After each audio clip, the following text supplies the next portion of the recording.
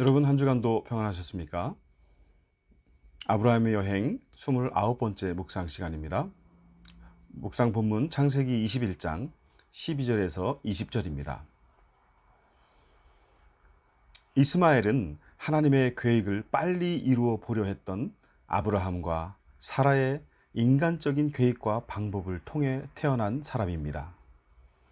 즉 아브라함과 사라가 실수만 하지 않았더라면 이 세상에 태어나지 않았을 수도 있는 사람이었다는 것이지요. 그렇기에 어찌 보면 이스마엘은 불행한 사람이라는 생각도 듭니다. 아브라함과 사라의 큰 기대 속에 태어났지만 적자가 아니라는 이유로 얼마 지나지 않아 적자로 태어난 이삭에게 계승서열에서 밀리게 되고 결국은 그 모친 하갈과 함께 쫓겨나게 되지요.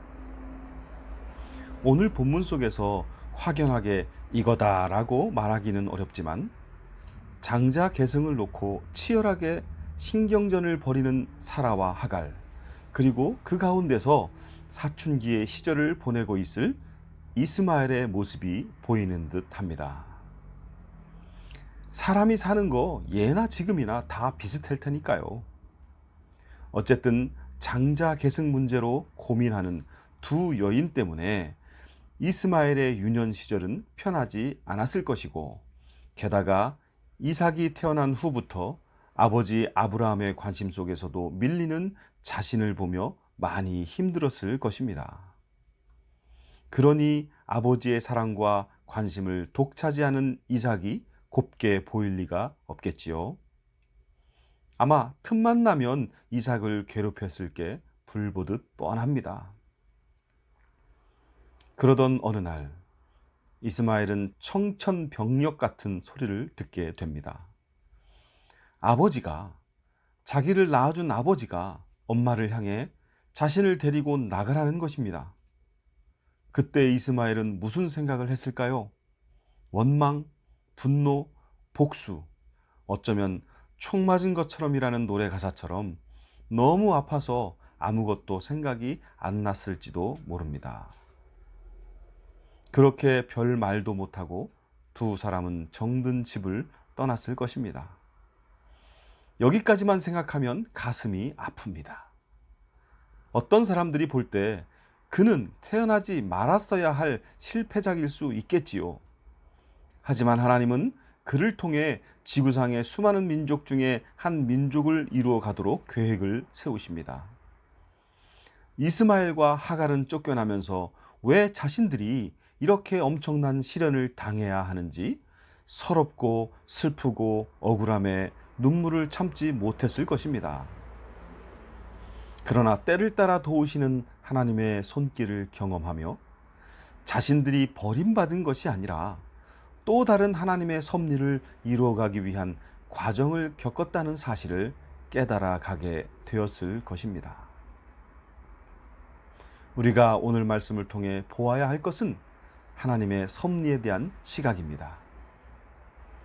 하나님은 그 어느 것에도 얽매이지 않는 자유로운 분입니다. 따라서 그분의 섭리 또한 우리의 인간의 시각으로 제한하거나 단정할 수 없는 것입니다. 그런데 우리 인간은 그렇게 합니다.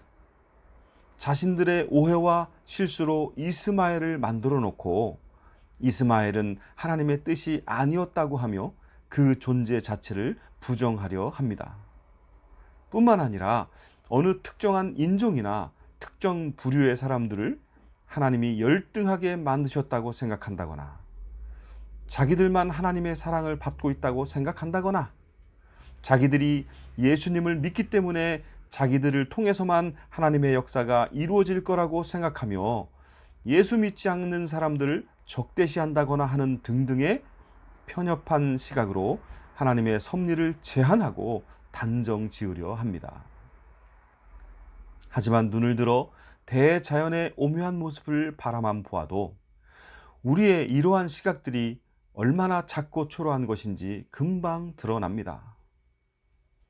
하나님이 지으신 삼라만상의 이치도 제대로 이해 못하면서 어찌 그것을 지으신 하나님의 섭리를 제한하며 단정할 수 있을까요? 아니, 나도 나를 다 모르고 살아가면서 어찌 나를 지으신 하나님의 섭리를 잘 안다고 단정할 수 있을까요? 그러므로 아브라함도 하나님이 말씀해 주시기 전까지는 아무것도 알 수 없었고, 이스마엘도 살아가면서 하나님의 역사를 경험하기 전까지는 자신을 향한 섭리를 깨달을 수 없었듯, 오늘 아프다고 해서 그게 전부가 아니요, 오늘 억울하다 해서 그게 전부가 아니요, 오늘 슬프다고 해서 그게 전부가 아닌 것입니다. 오늘의 이것이 내일 하나님의 그것이 될 수 있음을 깊이 생각해야 합니다.